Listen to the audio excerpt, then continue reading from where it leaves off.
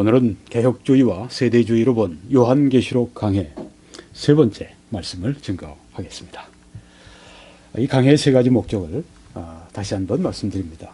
우리 성도들이 영적으로 무장하고 또 진리의 말씀으로 무장하고 그렇게 해서 부비가 되어서 사역할 수 있는 그런 것이 우리의 첫 번째 목적이고요. 두 번째는 이단 종말론을 이 강해를 통해서 반박하겠습니다. 세 번째는 이 개혁주의와 또 세대주의 양대 종말론 진영의 이해를 우리가 추구하고 또 조화를 추구하는 그런 세 가지 목적을 가지고 이 말씀을 계속해서 강의하겠습니다. 여러분들도 함께 기도해 주십시오.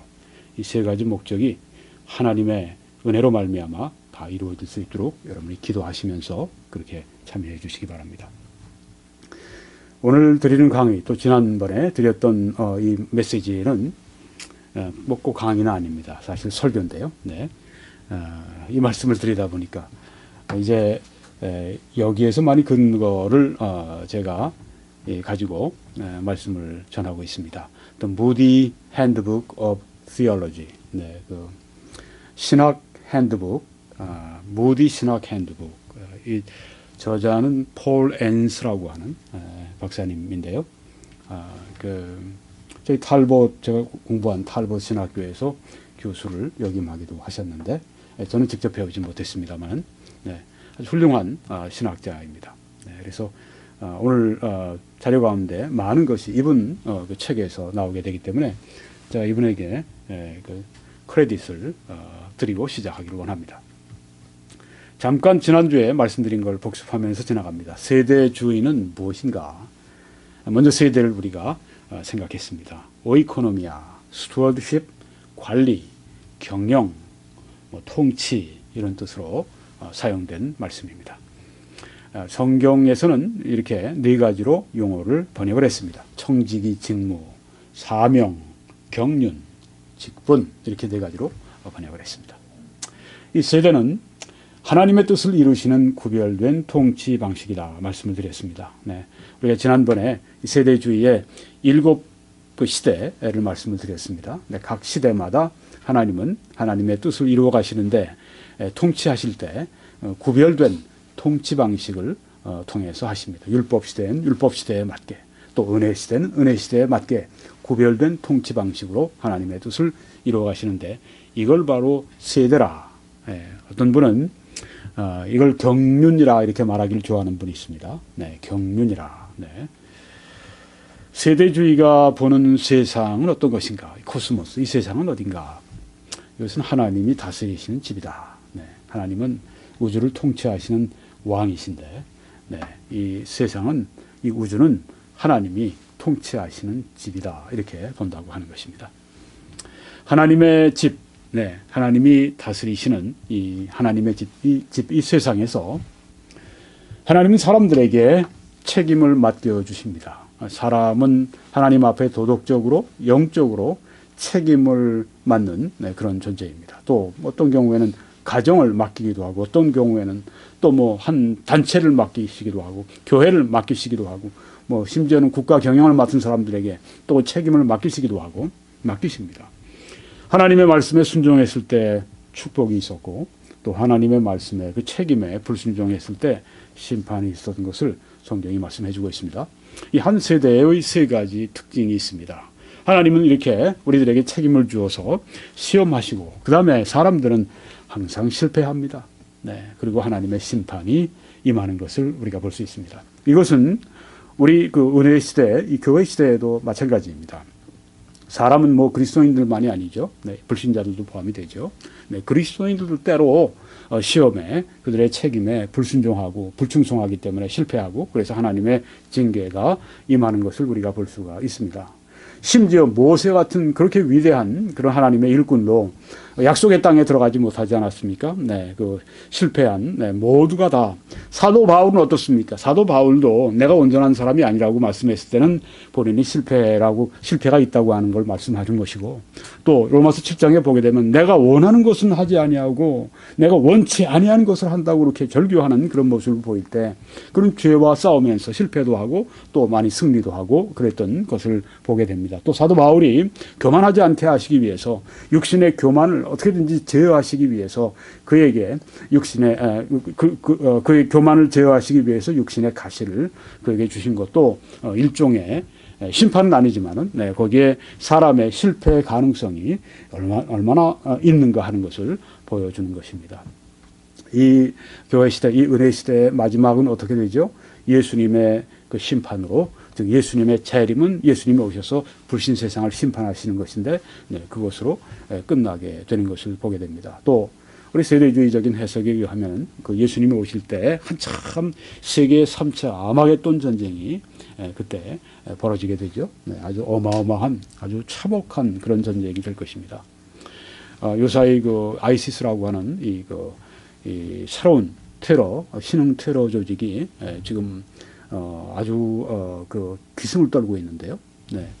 아이시스라고 하는 이 조직이 우리가 이제 갑자기 생겨난 걸로 알고 있지만, 제가 어제 미국의 팍스뉴스를 통해서 들은 바로는 거기 전문가가 한 분 있어요. 우리 크리스찬인데, 그 크리스찬 법률가입니다. 그분이 옥스퍼드에 있을 때 이 아이시스에 대해서 책을 썼는데, 우리가 아이시스가 뭔지 듣지도 못할 때, 일어나지 않았을 때 그때 벌써 책을 썼어요. 근데 그분이 한 얘기가, 이 아이시스는 알케다와 이렇게 함께 있었는데, 알케다에서 이 아이시스가 너무 아주 사람들이 잔인하기 때문에 쫓아냈답니다.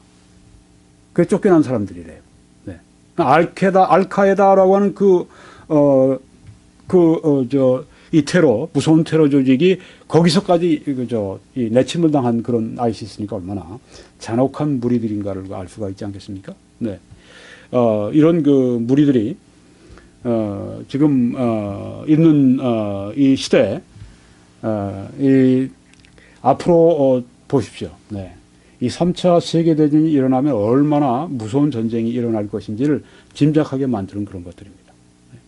요새는 미국의 테러를 시킨다고 그러죠. 아이들한테 이 인터넷으로 어떻게 폭탄 제조하고, 그 다음에 보통 생물 무기보다 100배나 뭐 1000배나 되나 쉽게 만든대요. 만들 수 있답니다. 그런 거 만들어서 미국 사람들 해치라고 그렇게 테러 그런 가르치기도 하고. 왜 이 말씀을 드리느냐 하면, 앞으로 벌어질 이 대규모의 전쟁은 진짜 참혹한 전쟁이 될 것이라 하는 것입니다. 그때 이제 아마게돈 전쟁에 그때 절정에 이를 때 예수님께서 오셔서 심판하시고 하는 것을 우리가 볼 때 은혜 시대에도 심판으로 끝나게 된다. 이 세대주의는 무엇입니까? 세대주의라고 하는 것은 하나님께서 사람들을 다른 시대에 다르게 다루신다고 하는 것을 믿는 것입니다. 다른 시대에 다르게 하나님께서 사람들을 다루신다. 세대주의자는 누구입니까? 하나님께서 사람들을 다른 시대에 다르게 다루신다고 하는 것을 믿는 사람들입니다.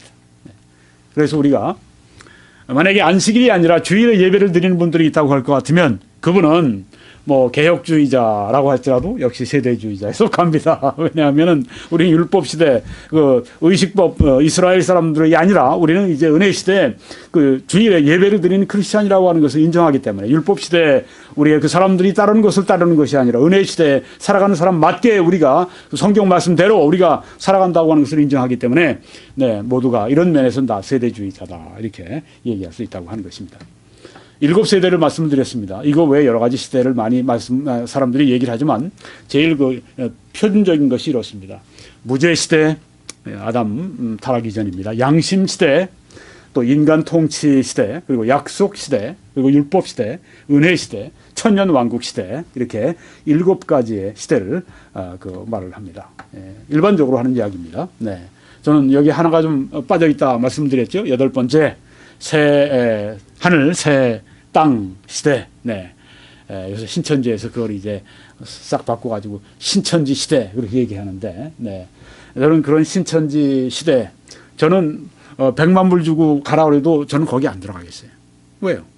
아니 신천지가 그렇게 그 과천 같은 데에서 겨울이면 춥고 여름이면 덥고, 그 안에 화장실이 있고 쓰레기 더미들이 쌓이고, 뭐 난방해야 되고 안 하면 춥고, 뭐 이런 데 천국이라고 할 것 같으면 뭐하러 천국 가려고 그러겠습니까? 그렇죠? 지금 이만희 씨가 과천에서 한다고 하는 게 바로 그 정도예요. 예수님은 내가 가면 너희들 준비한 다음에 다시 와서 너희를 내게로 영접하리라고 말씀했는데 예수님이 약속하신 데가 과천에 이만희 씨가 그 뭐 몇백억인지 뭐 그거에서 짓겠다고 하는 그 정도 그 쓰레기 더미 있고 그 화장실 있고 뭐 그런 데가 거기가 바로 그렇습니까? 말도 안 되는 얘기죠. 그거 믿고 따라간 얼마나 어리석어요? 얼마나 어리석습니까? 네, 신천지가 무언데요? 새하늘과 새 땅이 무언데요? 영광스러운 새하늘과 새 땅인데요. 영광스러운 하늘에서 내려오는 새 예루살렘 성이 있는 그런 곳인데 얼마나 아름답고 얼마나 은혜스러운 곳인데 그걸 그래 과천에다가 거기다 그걸 만들겠다고 그래요. 네, 얼마나 어리석습니까? 또 그걸 믿는 사람이 더 어리석어요. 네, 알면서도 네, 이렇게 말씀을 전해서 듣는데도 불구하고 더 어리석습니다. 왜 그렇습니까? 왜 사람들이 그렇게 어리석습니까? 진리를 모르기 때문에 그래요. 왜 사람들이 어두움에서 막 이렇게 헤맵니까? 그 사람들이 빛이 없기 때문에 그래요. 빛이 없으니까. 네. 빛만 쫙 비춰주면요, 제 길을 가게 되어 있습니다. 왜 사람들이 신천지 이만희 씨 같은 사람을 왜 추종하고 왜 10만 명이나 넘게 사람들이 눈이 멀어서 이렇게 다니고 있습니까? 눈이 멀어 있어서 그래요. 이 진리의 말씀 한번 확 쬐보세요. 그런 게 그런 어두움을 어디 가지고서 헤매고 있어요. 네. 헤맬 시간이 어디 있습니까? 지금 인생에. 네. 하나님의 진리의 말씀 따라가기도 바쁜 때, 아니, 헤매다니 이게 말이 됩니까? 네. 그런 엉터리 인생, 네. 그런 정말 실패한 인생, 그런 정말 그 멸망할 인생 살아가면 안 됩니다. 신천지인들이 여기에서 듣는 분들이 있으면 오늘 여러분들이 돌이키는 시간이 되기를 바랍니다.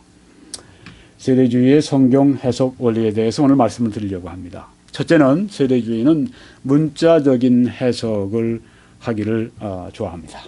두 번째는 세대주의는 교회의 독특성을 강조합니다. 교회는 독특하다. 교회는 구약의 이스라엘과 다르다. 언약 신학에서 이 개혁주의에서는 어떻게 보는가 하면 이 구약의 이스라엘은 신약의 교회와 마찬가지다.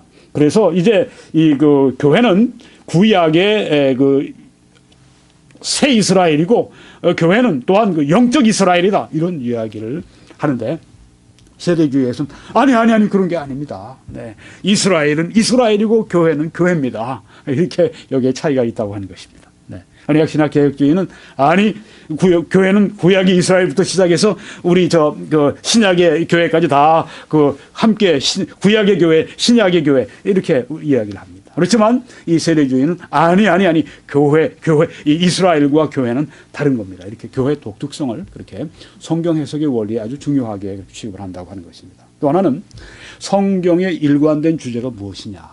네. 세대주의에서는 그것은 the glory of God, 하나님의 영광이다. 그렇게 말하는 것입니다.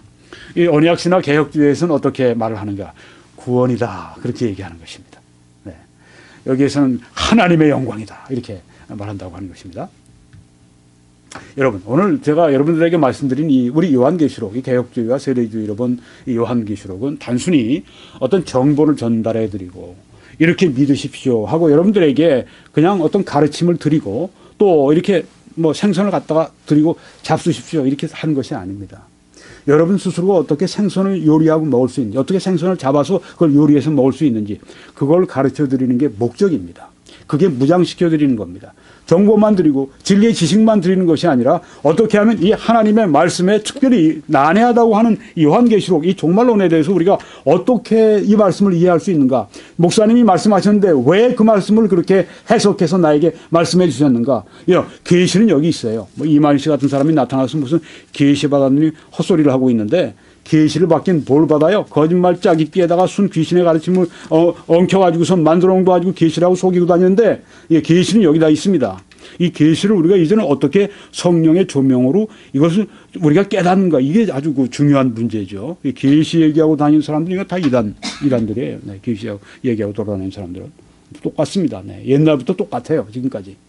여기 보시게 되면 그런 우리가 목적을 가지고, 그래서 제가 성도들의 무장과 사역이라고 얘기했을 때 바로 그런 의미입니다. 여러분들이 그냥 수동적으로 들으시면 안 돼요. 목사님이 저렇게 말씀하시니까 저건 저거구나. 여러분의 머릿속에 외우려고 하지 마세요. 여러분들이 왜 저걸 저렇게 말씀하셨는가? 왜 저 말씀을 해석하는데 해석의 앵글이 뭔가? 해석을 왜 근본이 뭔가? 무엇 때문에 저렇게 해서 성경 말씀이 저렇게 해서 저런 식으로 해서 내가 믿도록 그렇게 나왔는가? 이걸 좀 아시라고 하는 겁니다. 그러니까 여러분 이 시간은 그냥 적극적으로 여러분들이 반응하셔야 돼요. 적극적으로 저 말씀에 대해서 여러분이 찾아보려고 하셔야 되고 그런데 끝나고 나시면 가셔서 여러분들이 성경을 가지고 연구하시고 여러분이 이렇게 다음번에 와서 또 질문도 하시고 그런 그 분위기가 돼야 된다고 하는 것입니다. 네.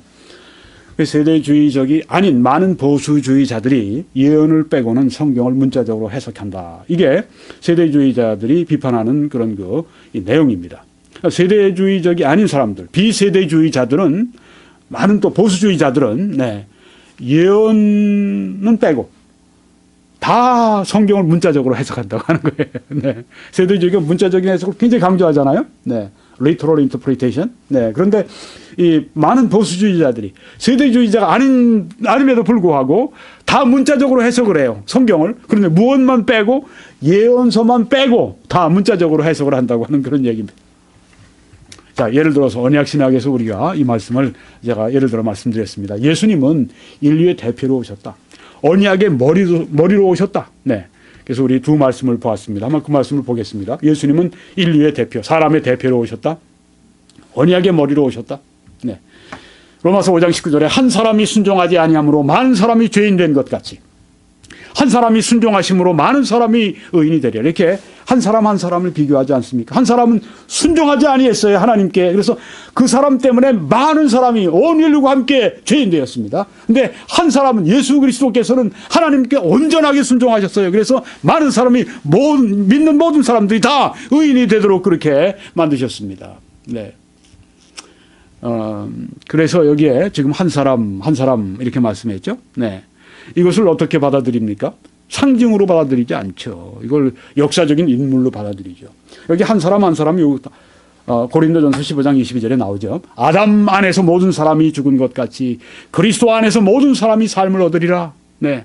아담이 불순종함으로 아담으로 말미암아 모든 사람이 범죄하고 모든 사람이 또한 죽게 됐습니다. 여러분 항상 성경에서 죽음을 얘기할 때는 물론 육신적인 죽음도 있죠. 네. 그렇지만 성경에서 죽음은 많은 경우에 뭘 가르치냐 하면 법적인 죽음을 가리킵니다. 영적인 죽음을 가리킵니다. legal death.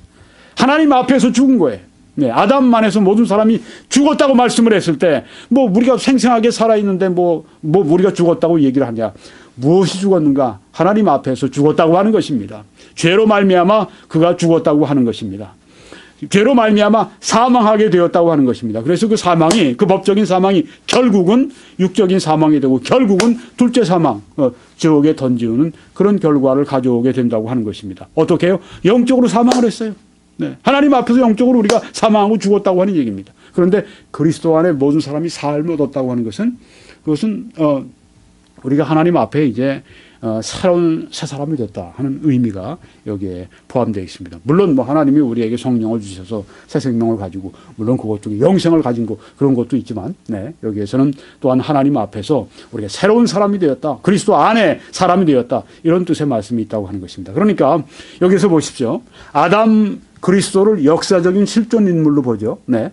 언약 신학에서는요. 네. 당연히 그렇게 보죠. 네. 그리고 아담 안에서 모든 사람이 죽었다고 하는 말씀을 그대로 다 수용을 하죠. 문자 그대로 받아들이죠.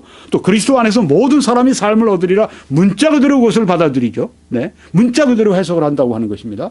그렇게 문자대로 해석한다 이렇게 하는 것은 이건 성경의 아주 기본이라고 하는 것입니다. 성경을 문자 그대로 우리가 받아야죠. 에덴 동산이 그게 그냥 환상의 장소고 그게 그냥 상징적으로 얘기한 거고 아담도 이브도 그냥 실제 인물이 아니고 그런 게 아니지 않습니까? 실제 아담과 이브가 살았었고 실제 그들이 살았던 에덴 동산이 메소포타미아 강 그 사이에 있다고 하는 것을 우리가 실제로 믿지 않습니까? 네.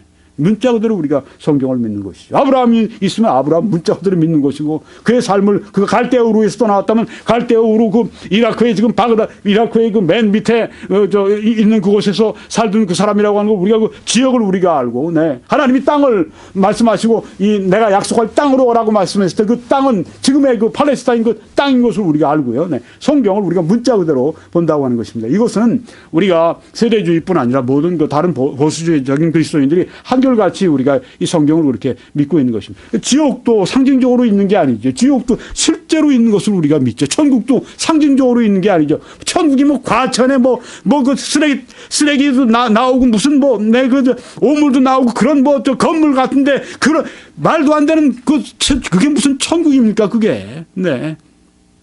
우리 실제 천국을 믿습니다. 네. 여러분 그래서 우리가 이렇게 믿는데 많은 그리스도인들이 많은 보수적인 그리스도인들이 믿는데 네, 문자적으로 믿는데 예언서는 그렇게 믿지 않는다는 거예요. 예언서는 상징적으로 그건 받아들인다고 하는 거예요. 그래서 이 세대주의에서는 그건 옳지 않다 그렇게 본다고 하는 것입니다. 자, 이제 문자적으로 우리가 성경을 이렇게 이해할 때 해석을 할 때 네, 그때 어떻게 하느냐 어떻게 적용하느냐 성경의 모든 책에 다 일관성 있게 한다고 하는 거죠. 그것은 요한계시록과 같은 그런 종말론이 포함된 예언서 그런 책들에도 다 포함이 된다 그런 것입니다. 이게 세대주의의 주장입니다. 문자적으로 우리가 해석하는데 다 해석을 그렇게 하고 예언서 빼고 종말론 빼고 하지 말고 그 종말론 그리고 예언서 요한계시록 같은 거 그것도 다 포함해서 성경의 모든 책에 문자적인 해석을 그렇게 골고루 일관성 있게 적용하자 이렇게 주장한다고 하는 것입니다. 네. 그 문자적인 해석은 무엇입니까? 책에 관해서 정상적으로 네, 우리가 해석하는 것입니다.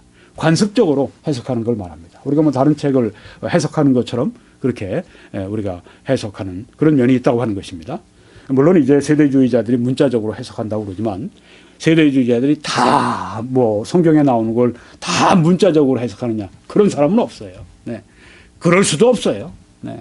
그렇게 해석하는 건 또 맞지도 않습니다. 네. 그런 의미로 문자적으로 해석해야 된다. 성경에는 상징적인 게 아무것도 없다. 이렇게 가르치는 세대주의자들도 없고요. 네. 그렇게 가르친다면 그건 뭐 영 잘못된 주장이고요. 성경에 상징적인 언어가 왜 없습니까? 네. 이 세대주의자들도 이 일곱 머리 열 뿔 짐승 그런 거 할 때 진짜 세대주의자들 문자적으로 우리가 해석해야 돼. 일곱 머리에 열 뿔이 달린 이 짐승을 우리가 있다고 인정을 해야 돼. 이런 사람은 없어요. 네. 이런 정신없는 사람은 없습니다. 네. 뭐 바다에서 올라온다 그러는데, 야, 그 바다에서 올라오는 일곱 머리 열 뿔 짐승이 뭐 이렇게 뭐 생각하는 사람, 말하는 사람은 없어요. 네. 그것은 이제 환란 시기에, 적그리스도와 더불어서, 이 세상에 이 크리스찬들을 그때 핍박하고 박해하고, 네. 그런 또 하나님께 대항하고 그런 정치적인 세력으로 그렇게 인정을 하죠. 그것을 지금 이 언약 신학에서는 어떻게 상징적으로 해석할 때 어떻게 합니까? 같아요. 시기만 다르지. 지금 그리스도인들을 박해하는 하나님을 대적하는 정치 세력으로 봅니다. 네. 그러니까 그 문자적으로 상징적으로 그렇게 우리가 보는데 세대주의자들도 그런 그것에 대해서 상징적인 언어로 인정을 한다고 하는 거예요. 네. 그럼 몰상식하게 하는 게 아니라 그런 상식은 가지고 한다고 하는 겁니다. 자, 그러면 우리가 한 가지 예를 들어 봅시다. 계시록 7장 4절에 보면 내가 인침을 받은 자의 수를 들으니 이스라엘 자손의 각 지파 중에서 인 맞은 자들이 14만 4천이니 이렇게 말씀을 합니다. 아주 유명한 말씀이죠. 14만 4천. 네. 아주 뭐, 이단들이 들으면, 14만 4천. 네. 아주 뭐, 그냥, 아주 텀을 내는 그런 숫자입니다. 14만 4천. 저건 내 거다. 저건 우리 거다. 저건 뭐, 우리 이단 종파 거다. 아주 14만 4천 자기들 마음대로 이제 요리하고 그러는데, 네. 이게 인침을 받은 자의 수를 들으니 14만 4천인데 그들은 이스라엘 자손의 각 지파 중에서 인맞은 자들이라 이렇게 말씀했습니다. 제가 세 가지로 거기에 색깔로 강조를 했죠. 인침을 받았다. 네, 이스라엘 자손의 각 지파다. 그리고 14만 4천이다. 네, 그러면 이것이 무언가? 이게 무엇을 의미하는가? 네, 우리 교회에서는 양대 진영은 이렇게 해석을 합니다. 언약신학 개혁주의에서 오른쪽에 보시면 상징적인 해석을 합니다. 그 중에 아주 대표격인 윌리엄 핸드릭슨 박사는 이렇게 그 해석을 했습니다. 여기 지금 14만 4천은 다름이 아니라 전투를 하고 있는, 네, 지금 영적 전쟁을 지금 세상과 육신과 마귀와 벌이고 있는 구약과 신약의 모든 교회를 다 의미한다. 네, 그렇게 말을 합니다. 네. 여기 영적 이스라엘이라 한 것은 이제 신약의 교회를 이제 그렇게 이분이 부릅니다. Spiritual Israel. 네. 영적 이스라엘은 신약에 있는 교회다. 네. 네, 하여튼 어떻게 보는가? 전투하고 있는 신구약, 구약과 신약의 모든 교회를 의미한다. 네. 그런데 이제 왼쪽에 보시면 월버드 박사는 그 세대주의자로서 또 대변인 같은 분이죠. 네, 그분은 문자적으로 이렇게 해석을 합니다. 환란기에 인을 맞은 이스라엘 사람들이다. 네. 이렇게 두 가지 해석을 하는데 뭐 이렇게 해석을 할까요?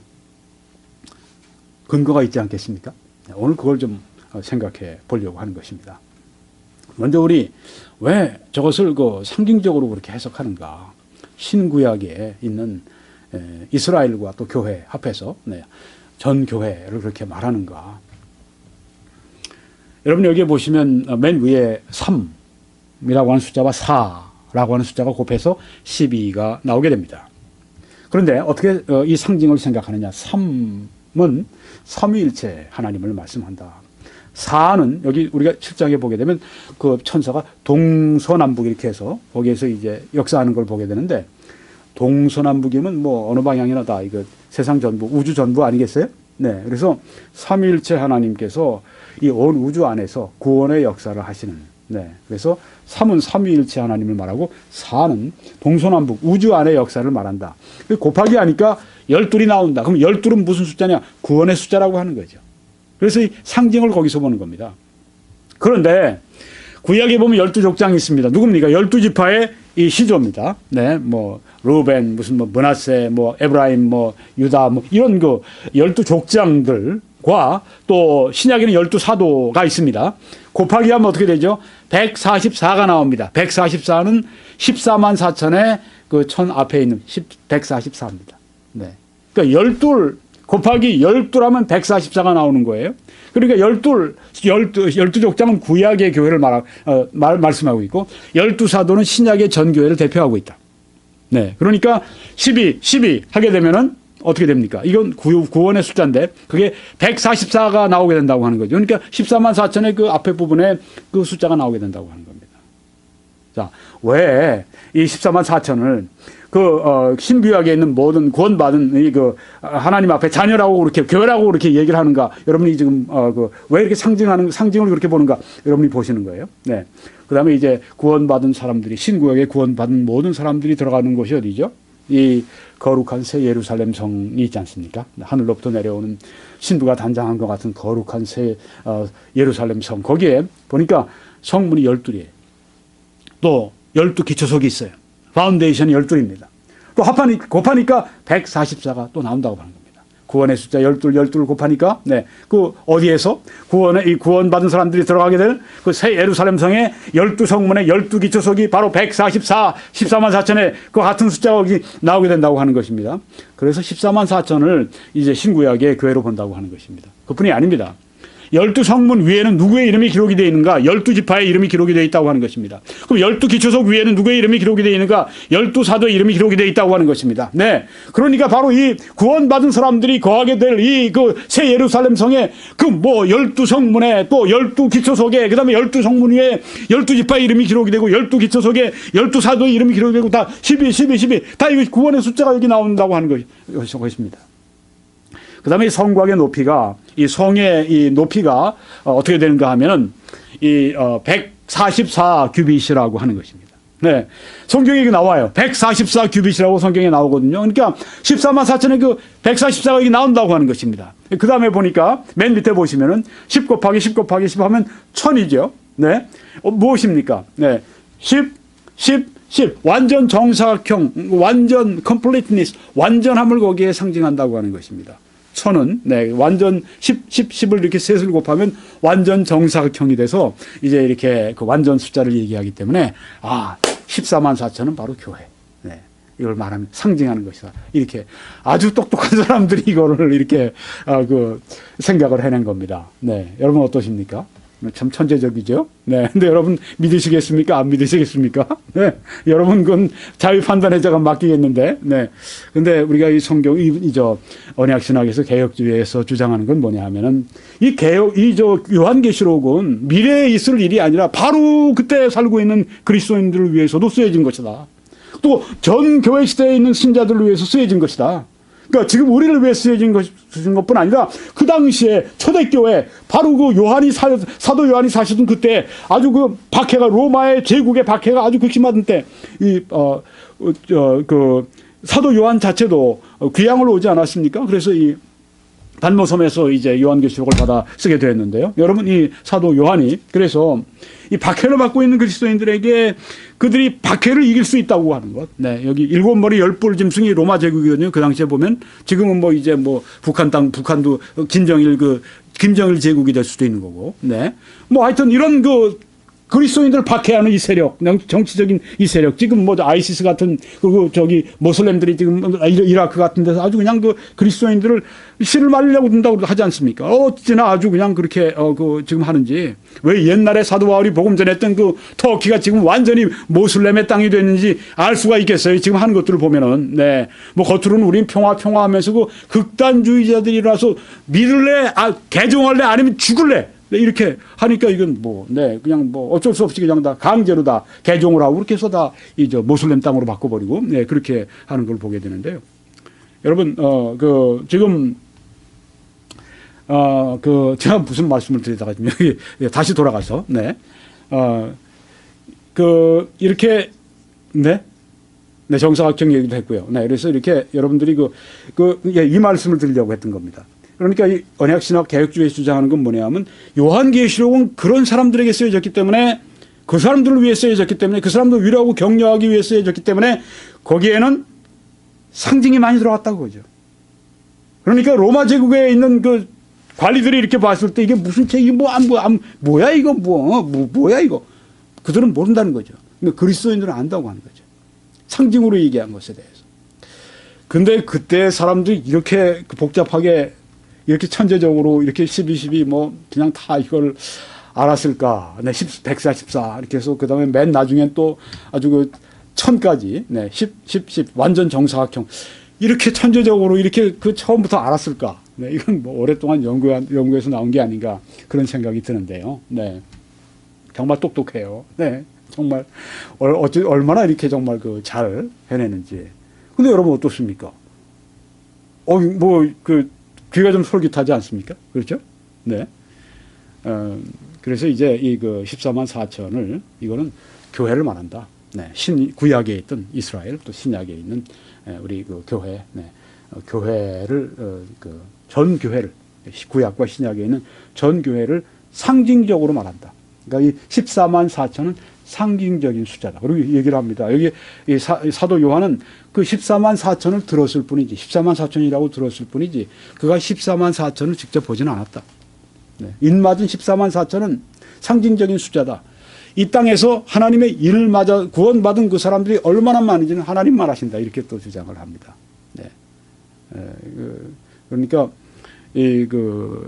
아주 그렇게 절대 어설프지 않아요. 네.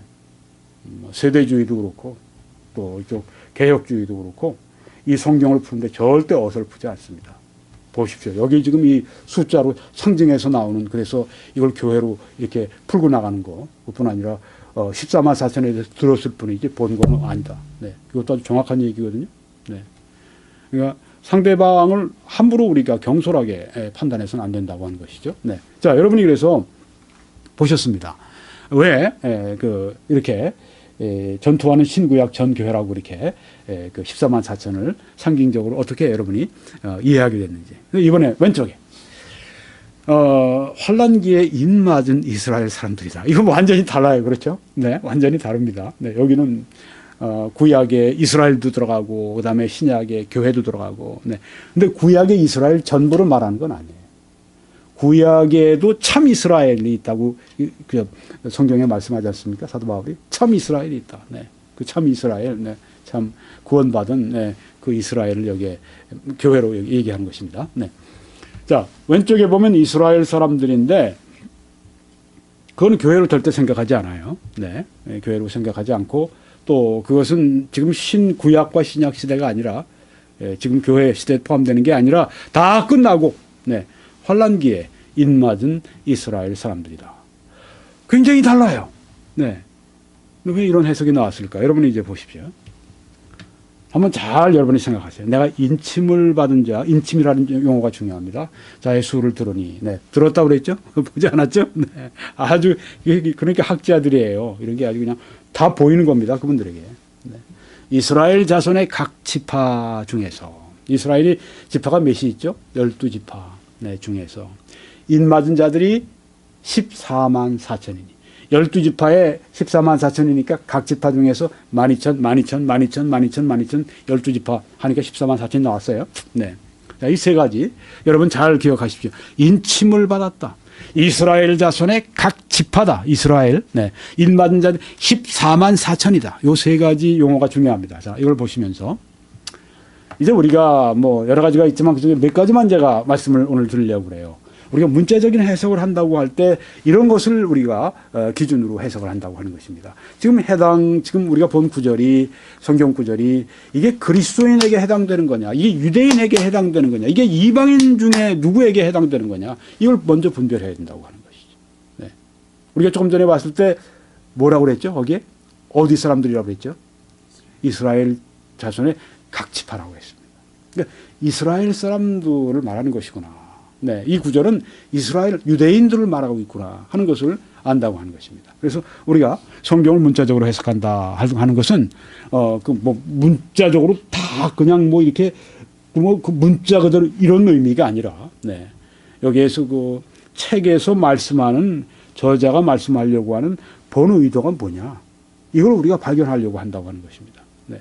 우리에게 먼저는 첫 번째 독자 에베소 교회에서 했으면 에베소 교회, 로마서 했으면 로마 그 성도들에게 그들이 어떻게 그 저자가 무엇을 그들에게 말씀하려고 했는가, 본 의도가 뭐냐. 네, 이런 낱말을 써서 말하려고 했는데 이 낱말을 썼는데 이 낱말의 의미가 뭐냐. 그래서 이 낱말을 가지고 어떤 의미를 그 사람들에게 전달하고 그 다음에 모든 믿는 우리 성도들에게 무엇을 전달하려고 했냐. 이런 것을 우리가 분별한다고 하는 것인데 이 구절에서는 유대인들을 여러분이 쉽게 아실 수가 있습니다. 네, 우리가 주의만 하면 나오는 거예요. 유대인들이구나. 그 다음에 또 물어봐야 될 것이 있습니다. 성경 구절에 사용된 모든 낱말을 성경의 용법에 따라서 해석하라. 네, 이게 이세례주의자들이 따르는 원칙 가운데 하나입니다. 성경 구절에 사용된 모든 낱말, 단어들, 이게 성경의 용법에 따라 해석하라. 여기에 그 이스라엘 사람들 아닙니까? 네. 그럼 이스라엘 사람들은 성경에 어떻게 쓰였는가? 이스라엘 사람들은 항상 성경의 야곱의 혈통적인 후손들에게 쓰여졌다고 하는 것입니다. 네. 이스라엘 사람들은 영적 그런 걸 안 썼다고 하는 겁니다. 이스라엘 할 때 성경에 항상 이스라엘은 항상 always 항상 야곱의 혈통적인 후손들. 네. 오늘 저 유대인이야 저 사람. 네. 저 Jewish 이렇게 얘기를 합니다. 유대인. 혈통적인 후손들 아닙니까? 그러니까 이스라엘은 항상 야곱의 혈통적인 후손들이었다. 그러니까 여기서 세대주의자들이 뭘 얘기하려고 하냐면 아까 말씀했잖아요. 핸드릭슨 박사님이 이 교회를 새 이스라엘이다. 영적 이스라엘이다. 이렇게 얘기를 했다고 하는 것이죠. 영적 이스라엘. 그게 안 된다는 겁니다. 세대주의자들은. 왜? 성경에 나오는 이스라엘은 항상 야곱의 혈통적인 후손들을 말하고 있지 이스라엘이라고 얘기했을 때 상징적으로 이 이스라엘은 영적인 이스라엘 이건 교회를 말한다. 이렇게 할 수가 없다고 이렇게 얘기를 하는 거예요. 아주 그냥 손사래를 치는 거. 아니 이렇게 하면 안 된다고. 왜냐하면 성경에 보면 항상 이 이스라엘은 야곱의 혈통적인 후손들로 쓰였으니까 우리는 여기 이스라엘 얘기하면 이스라엘 야곱의 혈통의 후손들이구나 이렇게 이해해야지. 이걸 가지고서는 이스라엘이 교회로 이렇게 해석해서는 안 된다 이렇게 주장을 한다고 하는 것입니다. 그 다음에 또 우리가 문자적인 해석을 하기 위해서 저자의 의도를 우리가 그대로 파악하기 위해서는 각 구절을 문맥과 관련하여 해석하라고 하는 것입니다. 네, 지금 우리가 7장, 요한계시록 7장 4절을 봤습니다. 그런데 이 말씀이 문맥이라고 하는 건 내가 우리가 봤던 7장 4절에 뭐 그 앞에 3, 2, 1절 뭐 그 다음에 5, 6, 7, 8 앞뒤 혹은 뭐 또 나아가서는 그 앞장, 6장 그리고 8장 뭐 이렇게 서로 만약에 이제 장과 절을 누군가 나눈 거니까 인위적으로. 네. 그래서 어떤 건 이 장이 서로 연결되는 게 끊기는 경우도 있단 말이에요. 네. 그것을 우리가 함께 해서 봐야 되는데 여기 유대인들 이스라엘 사람들은 어느 시대에 있었던 사람들인가? 환란기라고 하는 거죠. 환란기. 네. 문맥과 관련해서 해석해 보면 여기에 이스라엘 14만 4천 인 맞은 이 사람들은 언제 시대 때 사람들인가? 오늘날 시대 때 사람들인가? 과거 시대 때 사람들인가? 아니면 앞으로 장래에 올 사람들인가? 장래에서도 환란기 시대의 유대인들이었다고 하는 것이 우리가 문맥에서 나온다고 하는 것이죠. 네. 자, 그래서 우리가 뭘 지금까지 생각했습니까? 이스라엘 유대인이구나. 그리고 이스라엘 사람들은 항상 야곱의 혈통적 후손으로 얘기했으니까, 이 사람들은 그 혈통적인 유대인을 말하고 있구나. 네. 영적인 게 아니라 유대인들을 말하고 있구나. 그 다음에 이 유대인들은 문맥을 사용해서 보니까 환란기에 있는 유대인들이었구나. 이것을 우리가 알게 됐다고 하는 것입니다. 그 다음에 우리가 한 가지만 더 생각한다면, 우리가 이제 문자적인 해석을 할 때 각 구절을 병행 구절 같은 이렇게 병행해서 생각해 볼 수 있는 구절이 있잖아요. 네. 14만 4천이면 14만 4천이 나와 있는 다른 그 성경 그 요한계시록에 14만 4천을 또 얘기하고 있는 그 장이 있습니까? 없습니까? 있죠. 네. 14장에 있단 말이에요. 네. 그것 말하는 겁니다. 14만 4천을 말하는 7장에 있는 것, 14만 4천을 말하는 그 14장에 있는 것, 병행 구절을 같이 갖다 놓고 보면서 그 관계된 구절의 빛 안에서 해석을 하는 겁니다. 그런데 아까 유대인들이었고 그 다음에 이 사람들은 환란기의 유대인들이었구나. 문맥을 보니까요. 그 다음에 여기에 또 각 병행 구절과 이렇게 함께해서 관계된 구절 7장에 말씀하는 14만 4천, 14장에 말씀하는 14만 4천 이걸 함께 놓고 이렇게 병행 구절을 서로 빛을 비춰보면서 보니까 이 사람들은 환란기 유대인들뿐 아니라 구원받은 환란기 유대인들이구나 하는 것을 알 수가 있는 것입니다. 여기 보시면 14장 3절에 요한계시록 14장 3절입니다. 구속함을 얻은 14만 4천인 밖에는 능히 이 노래를 배울 자가 없더라. 네. 14만 4천이 누굽니까? 구속함을 받은 사람들이구나. 구원을 받은 사람들이구나.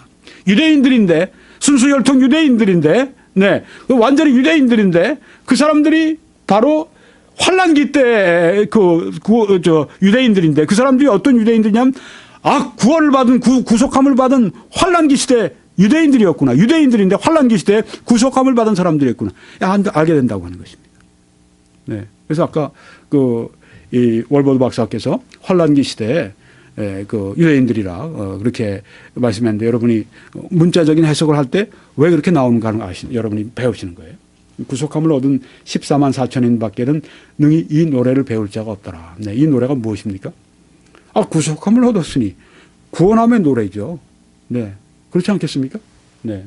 만입이 내게 있으면 그 입 다 가지고 내 구주 주시는 종을 늘 찬송하겠네. 이 노래를 누가 불러요? 구원받지 않은 사람이 부를 수가 없습니다. 구원받지 않은 사람이 나와서 멋있게 선거한다고 내 구주 주 해도요 감동이 없어요. 그런데 저같이 훈련이 제대로 안 사람이 불러도요. 내 구주 주시는 종을 늘 찬송하겠네. 예, 구원받은 성도들이 성령으로 충만해서 부르게 되면요. 그 노래가 최고입니다. 네, 목소리가 좀 나빠도 네, 이 노래 구속함을 받은 구원의 노래입니다. 신천지에서 뭐라 그러냐면 이만희 씨가 가르치는 그 거짓교리, 이만희 씨가 가르치는 그 이단교리, 요건 우리만 알지. 새 노래 이만희의 계시 말씀 이렇게 얘기를 합니다. 네. 이 노래를 배울 자는 우리밖에 없다. 진짜 그렇게 믿어요. 네. 저한테 얘기하더라고요. 이 노래가 뭔지 아십니까? 여기 새 노래라고 하는데 새 노래가 뭔지 아십니까? 내가 그 얘기했죠. 구원의 노래죠. 아닙니다. 뭡니까? 그러니까 우리만 압니다. 그러더라고요. 안 알려주더라고요. 끝까지. 그래서 나중에 제가 연구하다가 책을 보니까 새 노래 하고서 옆에 괄호 열고 계시 말씀, 괄호 닫고 계시 말씀이라는 게 이만희 씨 거짓교를 말하는 거거든요. 네. 그게 뭐 자기가 무슨 요한계시록 전장을 받느니 네. 자기가 만들어 놓은 요한계시록, 거짓 요한계시록 그 계시글 해가지고선 이 노래를 배울 자가 없더라. 네, 참 싸구려. 네, 정말 아주 재미도 없어요. 네, 그냥 말하는 게 정말. 네. 이 노래를 배울 자가 없더라. 아이, 그렇게 영적으로 저들이 정말 그 영양가가 없는 음식 정도가 아니라 독이 묻은 음식을 계속 먹는데 그 영혼이 죽지 않을 수가 있습니까? 죽죠, 당연히. 네. 구속함을 얻은 14만 4천인 밖에는 능히 이 노래를 배울 자가 없더라. 그 환란 시기에 그 믿는 것이 목숨을 거는 그런 그 시대에, 네. 그때도 그들이 노래를 부르는 겁니다. 구원의 새 노래를 부르는 거예요. 또 14장 1절에 그와 함께 14만 4천이 섰는데 그 이마에 어린 양의 이름과 그 아버지의 이름을 쓴 것이 또다. 네. 그들의 이마에 기록이 되어 있어. 어린 양의 이름이, 아버지의 이름이. 구원받은 사람들이죠, 뭐. 네. 아버지가 인을 치시고, 어린 양이 인을 치시고, 성령이 거하심으로 성령이 인을 치시고, 네. 네. 그렇습니다. 어떤 사람들인지 우리가 알았습니다. 아, 그래서 여기에서, 지금 환란기에 인 맞은 이스라엘 사람들이다. 이렇게, 그, 오른쪽에 위편에 보시면 월버드 박사가 말씀한 것이 왜 나왔는가 하는 걸 여러분이 아셨죠? 네. 자, 밑에는 이제 전투하는 신구약 전교회다. 아까 숫자 풀이가지고 상징적으로 이렇게, 그, 말씀을 했습니다. 네. 둘 중에 어느 게 여러분들이 더, 그, 믿음이 오십니까? 믿음이 오는 쪽을 믿으세요. 네.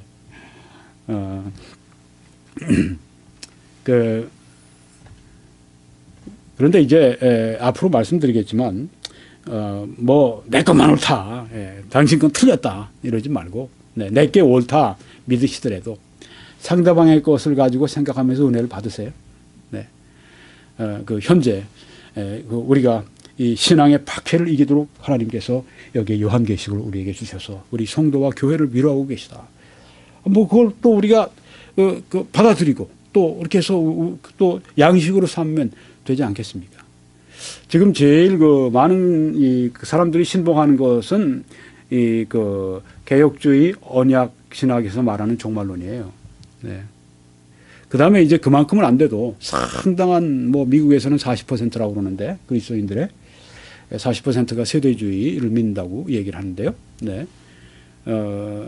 양쪽에 쟁쟁한 설교자들입니다. 네. 마틴 로이 존스 같은 분은 이제 목사님 같은 분은 그 언약신학 쪽인데요. 얼마나 쟁쟁한 설교자입니까? 네. 그런데 또, 그 미국의 유명한 같은 개혁교회 목사님이면서도 세대주의를 따르시는 도널드 그레이 반하우스 목사님 같은 얼마나 위대한 설교자입니까? 네. 또 뭐 워런 윌스비 같은 위대한 목사님들의 목사님이라고 하는 그분 얼마나 또 위대해요. 네. 세대주의. 뭐 양쪽이 기라성 같은 쟁쟁한 그런 그 성경 해석가들이 설교자들이 양쪽에 있기 때문에 함부로 비난하면 안 됩니다. 예. 비난하면 안 돼요. 예. 어떻게 내가 마틴 로이 존스 목사님을 비난할 수가 있겠습니까? 반대로 또 여기에 그 도널드 그레이 바나우스 같이 위대하게 하나님 쓰신 분은 또 R.A. 토레이 같은 세대주의, 무디 같은 세대주의자를 또 내가 그냥 그렇게 또 그 비난을 함부로 내가 이렇게 배척할 수 있겠습니까? 아니라고 하는 거죠. 네. 서로 존중하고. 네. 근데 이제 왼쪽에 보십시오. 인맞은 14만 4천은 아주 이단 종파에서 아주 애호하는 숫자입니다. 네. 그게 뭔가 이렇게 손에 쥘 수 있다 생각이 돼서 그런가 봐요. 네. 14만 4천 정도는 우리가 해볼 수 있겠다 그랬는지, 선대는 여호와의 증인입니다. 100여 년 전에 14만 4천은 선택된 자다. 네. 주로 처음에 14만 4천은 뭐 했을 때 미국인들이겠죠? 미국인 여호와의 증인들 주로. 신천지 12지파다. 여긴 또 어떻습니까? 한국 사람들이겠죠. 지금 이 시대의 한국인들. 네, 주로. 네. 신천지 12지파. 네. 숫자를 자기들이 따른 건 뭐죠? 세대주의를 따른 문자적인 해석을 한 겁니다. 네. 근데 신천지 12지파는 뭐 어디서 나왔어요? 전혀. 그러니까 하는 얘기가 뭐냐면 계시를 받았다. 이렇게 얘기하는 겁니다. 계시 받았다고. 네. 그거로 이제 땜질을 하는 거예요. 계시를 이렇게 여러분 저하고 제가 31번을 설교를 했습니다. 시간이 어떤 거 1시간 많이 넘은 것도 있고 1시간 15분 넘은 것도 꽤 있고 1시간 거의 다 넘어가요. 네. 그러니까 시간으로 33시간에서 35시간을 여러분이 들으셨어요. 네. 지금 들으신 분들 가운데서 이제 그 신천지 교리를 교정한다.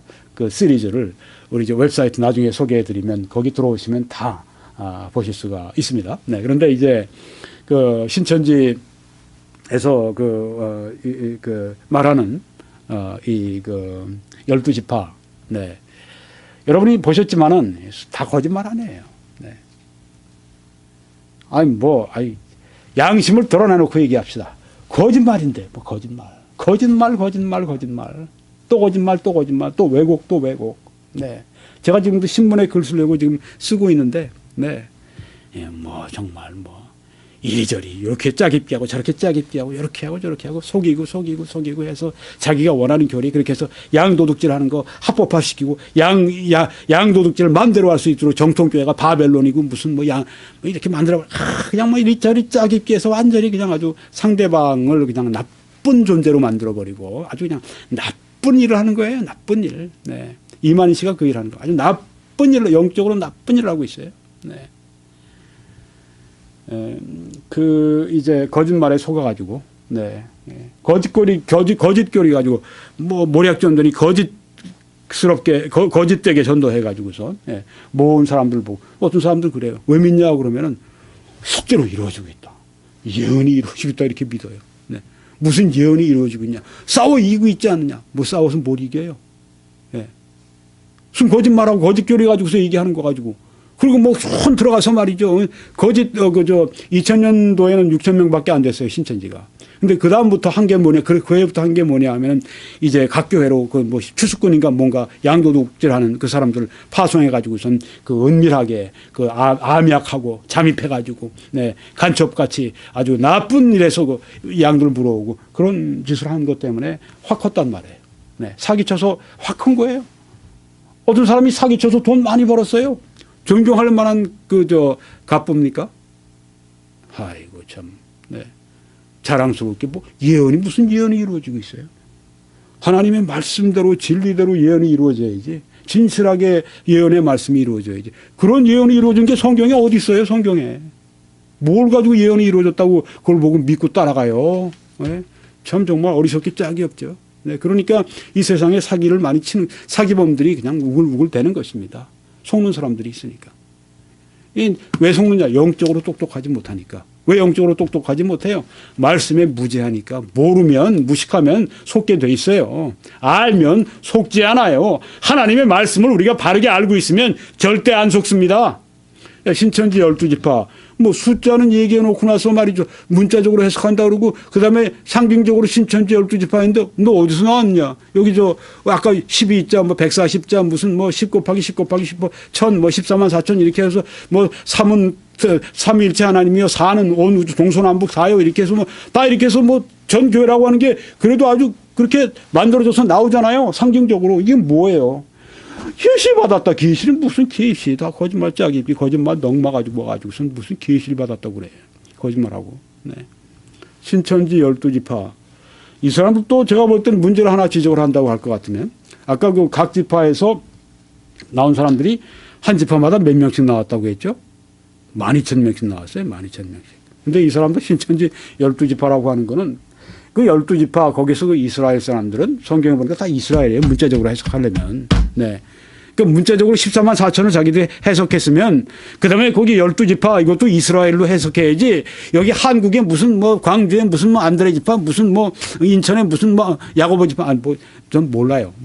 야고보 지파가 저기 부산에 있는지 어디부터인지 전 몰라요. 그냥 제가 막 얘기를 하는 겁니다. 그러니까 듣는 사람한테 무슨 얘기냐 인천에는 무슨 왜 야고보 지파냐 모르면 당신이 다 고치면 되는 거고 내가 그거까지 다 알 필요는 없고. 네. 12지파 있다고 그러는데 여러분 보니까 지파가 보니까 다 숫자가 또 달라. 12,000명씩 되지가 않아. 뭐라는 겁니까? 2만이씩. 14만 4천이라고 문자적으로 해석을 했으면은 그 다음에 12지파는 이스라엘인이라고 그랬는데 왜 생긴 게 다 코가 이런 사람들이 이스라엘 사람하고 매브리코하고 다른 사람들이 다 12지파가 돼요. 말도 안 되는 얘기를 하고 있어요. 거짓말을 하려면 좀 거짓말답게 스럽게 만들어야지. 네. 그 다음에 12,000명씩 어떻게 만들 거예요? 네. 광주 지파가 좀 더 커야 된다. 무슨 뭐 강릉 지파가 더 커야 된다. 그러면서 아무리 해도 12,000명씩 채울 수 있습니까? 참나. 여호와의 증인도 이제 자기를 선택된 자라고 얘기합니다. 14만 4천이. 그러니까 14만 인맞은 14만 4천은 아주 이단들이 아주 잘 써먹는, 자기들 숫자로 써먹는. 의미가 없어요, 그 사람들에게는. 성경을 해석해서 나온 게 아닙니다. 그거 내 거로 삼아야지. 그런 거 외에는 다른 게 없어요. 그리고 속이는 겁니다. 속고 속이고. 자, 그 다음에 상징적 언어가 많은 예언서에, 그렇죠? 예, 우리가 요한계시록 읽어보면 상징이 참 많아요. 무슨 7 금초대, 네. 또 7 별, 네, 그런 게 나옵니다. 7 금초대. 네.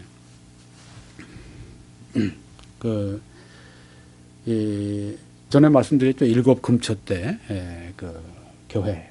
뭐래 갖고 그게 유재열의 장막, 이단, 이단 집단, 이단 회중, 거기에 그게 7 금초대 교회라고. 아니, 말하려면 똑바로 해야지. 7 금초대면 7개지. 왜 그게 하나가 돼요? 네. 거짓말을 하면 말이죠. 네. 제가 아주 그 거짓말하는 거 밤새도록 얘기하면 제가 밤새 얘기도 계속 될 거예요. 네. 그 다음에 또 7명의 거기에 보면 7 별이 나오죠. 7 사자. 그건 또 7으로 또 헤아리네요. 네. 그 유재열의 장막에 있던 7 남자. 네. 그래갖고 왕의 남자들인지 7 남자.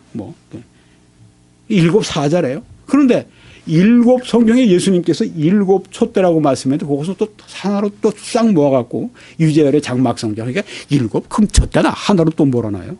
이런 참 거짓말을. 예. 밥 먹듯이 하는데 이걸 믿어요? 네. 이걸 믿어요.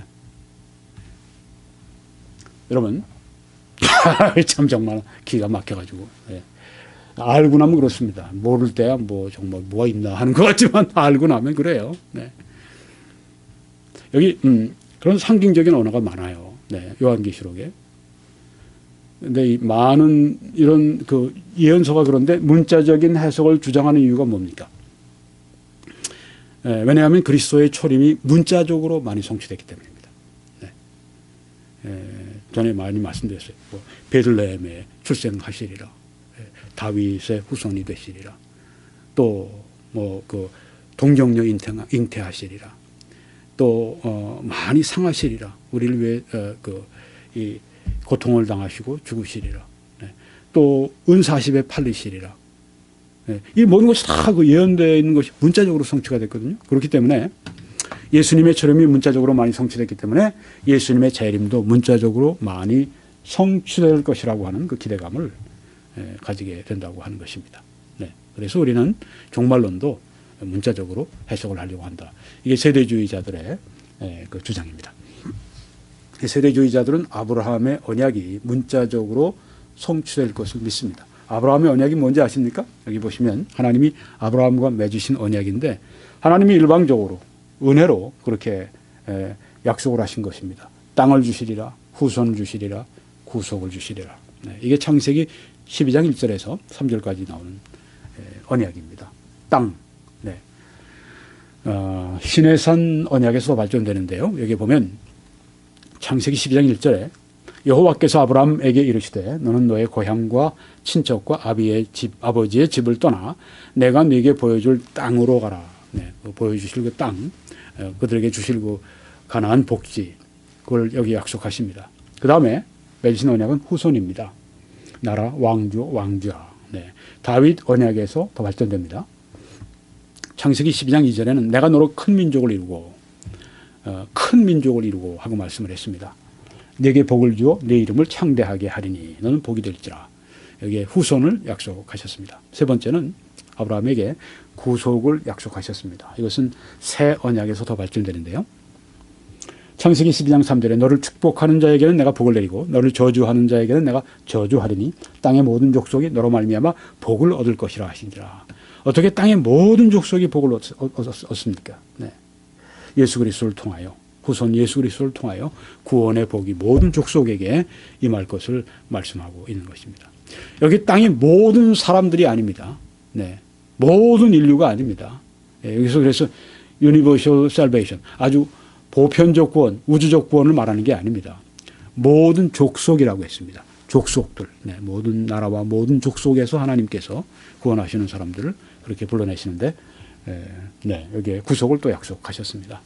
그래서 아브라함의 언약은 땅과 후손과 구속을 약속하셨는데 이게 문자적으로 성취될 것을 세대주의자들은 믿는다고 하는 것입니다. 비세대주의자들은 어떻습니까? 예언들을 영적으로 해석을 합니다. 문자적으로 해석하지 않고 그것들을 또 교회로 격화시킨다고 하는 것입니다. 아까 14만 4천 같은 것을 이제 교회로 격화시킨다. 이게 세대주의자들이 비세대주의자들에 대해서 비판하는 내용 가운데 하나입니다. 네. 이스라엘은 야곱의 혈통적 후손을 가리킨다. 선구사전을 가지고 우리가 다 선구사전은 이제 성경에 예를 들면 이스라엘 하면 이스라엘에서 쫙 창세기부터 요한계시록까지 이스라엘의 그런 들어간 그 son구 구절들 이게 쫙 수백 개 뭐 나옵니다. 네. 다 보면 거기에 이스라엘은 다 야곱의 혈통적 후손이었다. 그러니까 아까 우리가 봤던 일맞은 이스라엘의 12지파에서 나온 그 이스라엘 그 12지파, 이스라엘은 바로 누구냐? 영적으로 교회라고 그렇게 해석하면 안 된다. 그것은 야곱의 혈통적인 후손을 가리킨다. 그래서 그들은 환란기의 유대인들이고 또 그들은 구속받은 환란기의 유대인들이다. 이렇게 세대주의에서 얘기한다고 하는 것입니다. 비세대주의자들은 종종 교회를 새 이스라엘이라 이렇게 부르지만 이것은 적절하지 않다. 그렇게 세대주의자들은 보는 것입니다. 왜 이처럼 이스라엘과 교회는 다르다고 보는가? 하나님의 계획에서 볼 때 하나님은 이스라엘의 독특한 계획을 가지고 계십니다. 또 교회를 위해서는 교회 나름의 독특한 계획을 가지고 계십니다. 그뿐이 아닙니다. 하나님이 명령하실 때 이스라엘에 그 독특한 명령을 주셨습니다. 교회는 또 다른 독특한 명령을 주셨습니다. 다르다고 하는 것이죠. 하나님의 약속도 이스라엘에게 주신 하나님의 약속은 독특합니다. 그들에게 주신 겁니다. 교회에 하나님이 주신 약속은 그들에게 주신 독특한 약속입니다. 하나님의 부르심은 어떻습니까? 이스라엘은 안식일을 준수하도록 하나님이 부르셨습니다. 그렇지만 교회는 주일을 준수하도록 하나님께서 부르셨다고 하는 것입니다. 네, 그래서 지난번에 안식일 문제 많이 말씀드렸어요. 안식교인들이 왜 안식일을 지키지 않느냐? 그건 이스라엘에게 속한 것이라고 하는 거죠. 네, 교회에 속한 것이 아니라고 하는 것이죠. 이건 세대주의자들뿐 아닙니다. 이건 언약 신학을 가지고 있는 개혁주의자들, 모든 이 개신교인들은 다 그렇게 함께 믿고 있습니다. 네, 우리는 지금 교회 시대에 살고 있다. 네, 그래서 우리는 주의를 준수해야 된다. 네.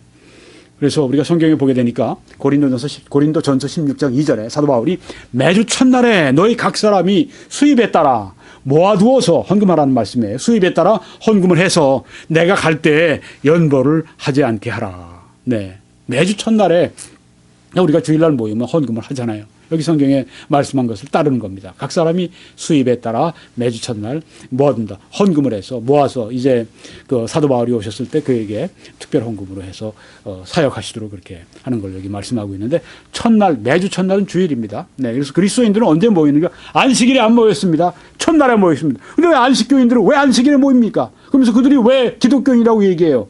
기독교인이라고 말하지 말아야죠. 그렇게 얘기하려면 안식교인이라고 얘기를 해야죠. 그렇게 그 얘기가 맞죠. 크리스찬이라고 얘기하지 말아야죠.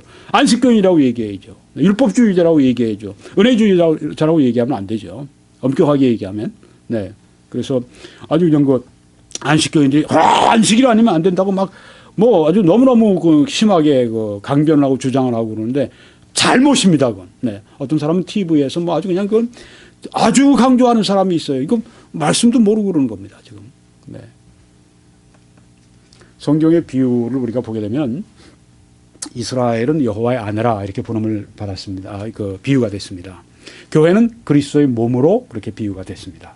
물론 교회를 그리스도의 신부로 그렇게 비유한 것도 있지만 교회는 또한 그리스도의 몸으로 비유가 된 것이 다르다고 하는 것입니다. 성경에 보게 되니까 호세아 2장 19절에 내가 네게 장가들어 여호와 하나님이 이스라엘에게 장가들어 결혼해서 영원히 살되 공의와 정의와 은총과 긍휼의 여김으로 네게 장가 들리며 진실함으로 네게 장가 들리니 네가 여호와를 알리라.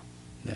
이렇게 이스라엘을 여호와 하나님의 아내로 비유했다고 하는 것입니다. 네, 비유적으로 이렇게 말씀을 했는데 신약에 보니까 교회에 대해서 너희는 그리스도의 몸이요. 그렇게 교회를 비유해서 말씀했기 때문에 여호와의 아내 이스라엘은 그렇게 비유했지만 여기 교회는 그리스도의 몸이라고 이렇게 다르게 비유하신 거. 네, 그래서 지금 하나님의 약속이 서로 다르고 하나님의 명령이 서로 다르고 하나님의 부르심이 서로 다르고 하나님의 약속이 서로 다르고 여기 비유가 서로 다르고 그래서 교회와 또 이스라엘과 교회는 다른 것이다. 다르게 우리가 이해를 해야 된다. 이게 이 세대주의자들의 아주 굉장히 강력한 그런 주장입니다. 교회의 독특성을 이 세대주의자가 바로 문자적 해석과 그 다음에 교회의 독특성을 이 세대주의자들의 성경 해석의 중요한 원리라고 하는 것입니다. 그래서 왜 그렇게 교회를 이스라엘과 갈라서 자꾸만 이렇게 세대주의자들이 얘기를 하는가? 여기 이런 이유가 있다고 하는 것을 여러분이 지금 아시게 되는 겁니다. 왜 세대주의자들은 자꾸만 그 문자적으로 해석을 하려고 하는가? 네, 바로 그런 왜 자꾸만 그 계시록을 문자적으로 해석하려고 하는가? 왜냐하면 우리가 성경 전체는 많은 보수주의자들이 성경을 다 문자적으로 해석하는데 종말론 요한계시록 같은 것만은 상징적으로 예외를 두는데 그렇게 하지 말자. 우리가 요한계시록도 하나의 하나님의 말씀의 책으로서 우리가 동등하게 문자적으로 해석을 하자. 해석의 일관성을 갖자. 그래서 우리는 문자적으로 해석을 한다. 이게 세대주의자들의 문자적 해석 원리. 또 그 다음에 교회와 이스라엘 이렇게 다르다 계속 보여주지 않았습니까? 다르다. 그러니까 교회는 독특한 것이다. 이스라엘이 바로 교회에 앞서 있는 그 구약시대의 교회고 지금 교회는 신약시대의 교회고 이렇게 해서 교회는 서로 신구약에다 연결 이런 얘기하지 말자. 왜냐하면 이스라엘과 교회는 이처럼 다르기 때문이다. 부르심도 다르고 약속도 다르고 하나님의 부르심도 다르고 하나님의 명령도 다르고 여기에 비유하신 것도 다르고 다 다르기 때문에 우리는 교회의 독특성을 우리가 그렇게 존중해야 된다. 이렇게 이 얘기를 한다고 하는 것입니다.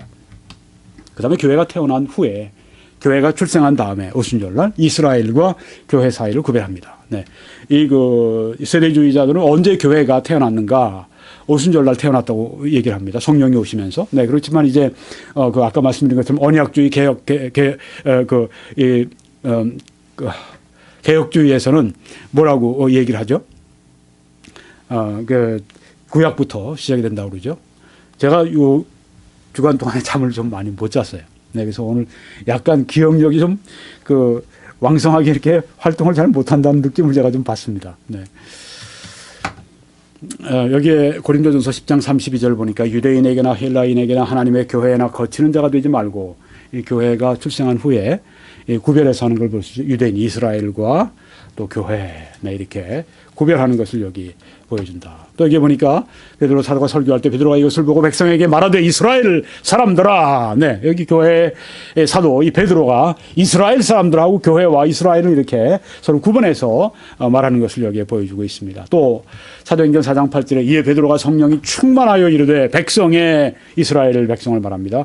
관리들과 장로들아. 네, 이렇게 교회와 이스라엘 백성과 이렇게 서로 분리해서 구분하는 것을 이렇게 본다고 하는 거죠. 또 너희와 모든 이스라엘 백성은 알라. 네, 지금 이 교회 지도자가 이스라엘 백성들에게 지금 얘기합니다. 그러니까 교회와 이스라엘 여기 지금 구별되어 있다 하는 것을 여기 보여주는 것인데 너희와 모든 이스라엘 백성들은 알라.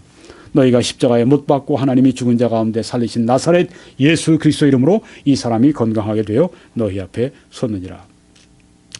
네, 여기에도 그들이 듣고 새벽에 성전에 들어가서 가르치더니 대제사장과 그와 함께 있는 사람들이 와서 공회와 이스라엘 족속의 원로들을 다 모으고 사람을 오게 보내어 사도들을 잡아오라 하니 이스라엘 사람들이 지금 여기에 사도들을 복음 전하는 이 사도들 교회를 박해하고 핍박하는 걸 보게 되죠. 이스라엘과 교회가 여기에 지금 부딪히고 충돌하는 것을 보게 됩니다. 그래서 이스라엘이 바로 구약의 교회다 이렇게 얘기하지 말라고 하는 그런 의미가 이 세대주의자들이 여기서 주장을 하고 있는 것이고 또 이스라엘에게 회개함과 죄사함을 주시려고 그를 오른손으로 높이사 임금과 구주로 삼으셨느니라. 여기 이스라엘을 이렇게 분리해서 교회와 분리해서 이렇게 말씀하고 있다 이렇게 본다고 하는 것입니다.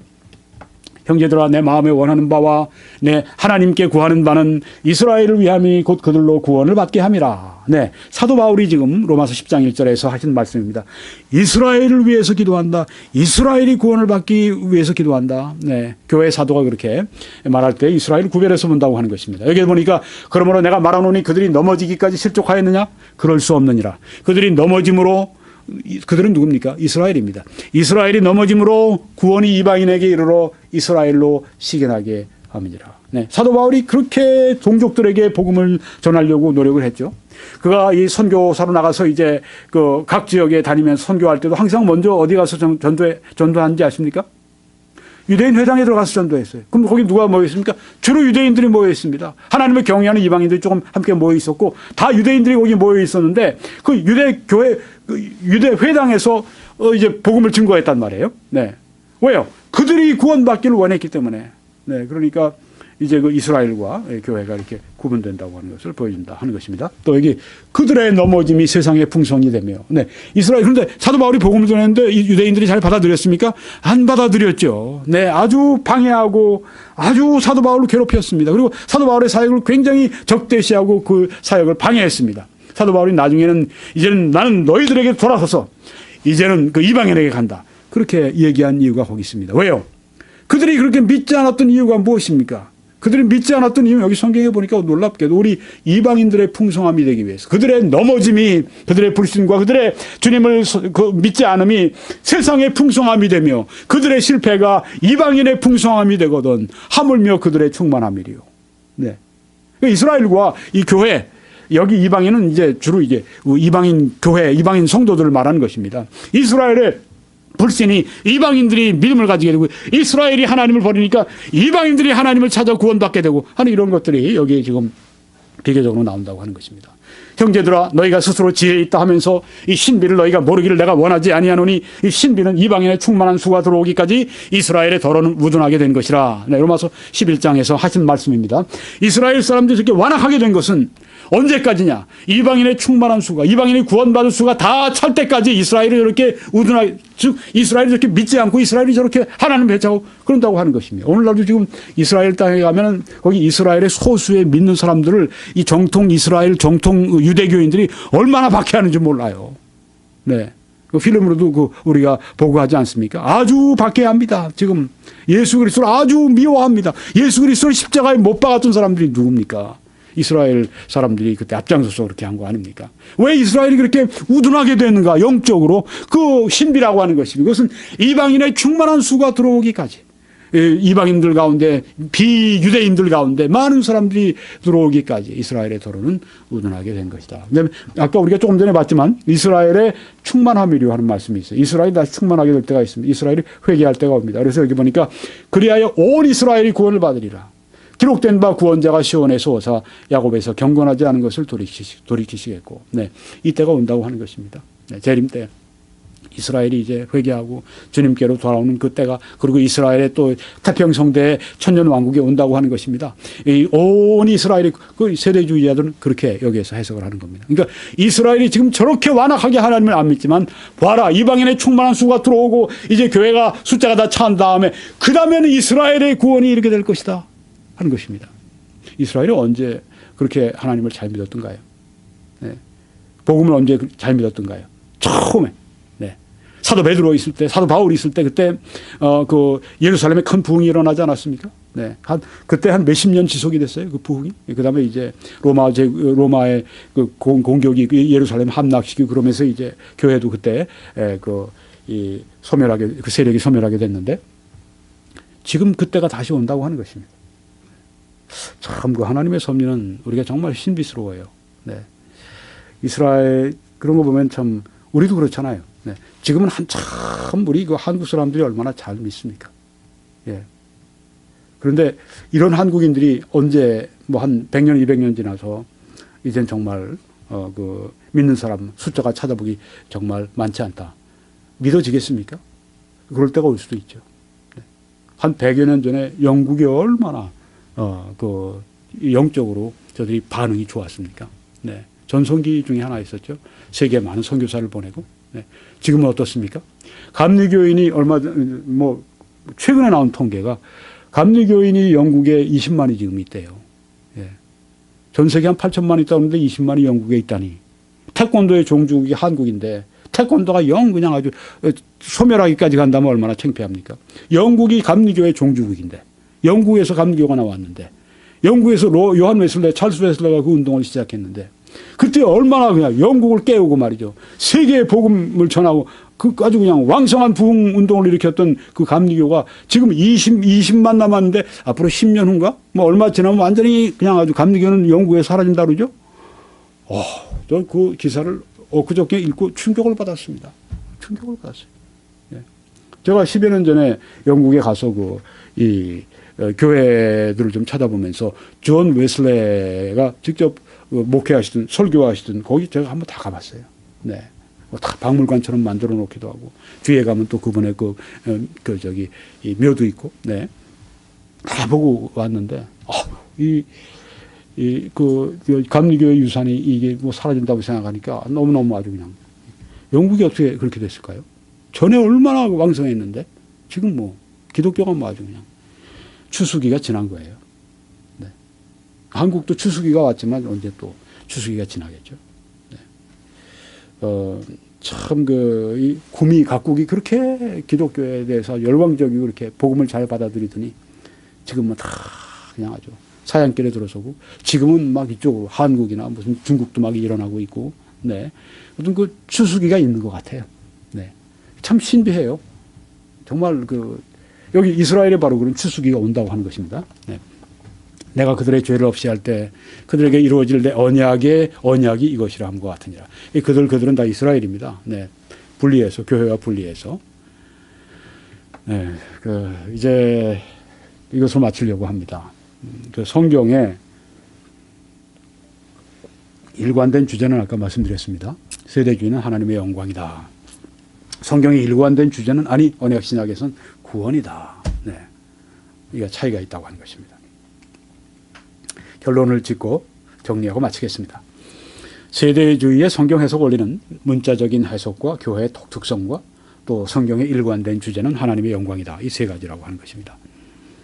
세대주의적이 아닌 많은 보수주의자들이 예언을 빼고는 성경을 문자적으로 해석을 합니다. 반대로 예언은 문자적으로 해석을 하지 않고 상징적으로 해석하는데 그건 잘못이다.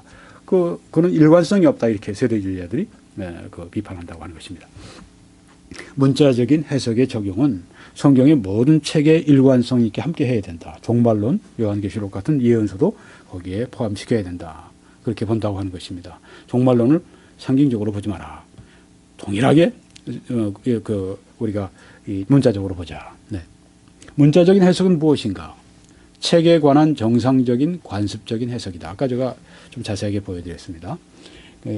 문자적 해석을 한다고 해서 상징적인 언어, 문자적인 언어, 상징적인 언어 이게 함께 있다고 하는 것을 인정하지 않는 그게 절대 아니다. 인정한다는 거죠. 네, 그래서 상징적인 것으로 해석을 해야 될 거는 그렇게 해석을 또 해야 합니다. 그렇게 하고 있어요. 네, 세대주의에서는. 상징적인 언어가 많은 예언서의 문자적 해석을 왜 고집하는가? 그건 그리스도의 초림이 문자적으로 많이 성취됐기 때문에 그리스도의 재림도 문자적으로 많이 성취될 것이라고 하는 기대감 때문입니다. 네. 그러니까 세대주의자들은 아브라함의 언약이 문자적으로 성취될 것을 믿습니다. 무슨 언약이었죠? 땅, 후손, 구속. 네. 아브라함과 하나님 맺으신 언약은 땅, 후손, 구속인데 이것이 문자적으로 성취될 것을 믿는다고 하는 것입니다. 그러니까 천년왕국을 믿는 거예요. 네. 문자적인 천년왕국을 믿는 이유가 거기 있습니다. 하나님의 계획은 이스라엘과 교회에 다 독특하게 다릅니다. 하나님의 명령도 이스라엘과 교회에 각각 독특하게 주셨습니다. 하나님의 약속도 이스라엘과 교회에 각각 독특하게 주셨습니다. 하나님의 부르심도 이스라엘은 안식일을 준수하라 말씀하시고 교회에는 주일을 준수하라 이렇게 다르게 부르셨습니다. 성경의 우리가 비유도 이스라엘은 여호와의 아내로 교회는 그리스도의 몸으로 다르게 이렇게 비유하셨습니다. 그래서 이스라엘과 교회는 다르다. 또 교회가 태어난 후에 이스라엘과 교회 사이를 구별을 하셨다. 네, 우리가 아까 많은 구절을 보았습니다. 오늘 우리는 개혁주의와 세대주의로 본 요한계시록 강해 세 번째 말씀을 증거하고 들었습니다. 유튜브.com으로 들어가셔서 검색창에 김홍기 목사 요한계시록을 써놓으시고 클릭하시면 다 보실 수가 있습니다. 더 편리하고 더 효과적인 방법은 밑에 21church.com으로 들어오셔서 거기에 제가 설교를 계속해서 최근 설교부터 위에 이렇게 띄워놓기 시작합니다. 여러분 들어가시면 제일 눈에 뜨이는 것이 설교 영상 그 사진이 제일 크게 눈에 뜨입니다.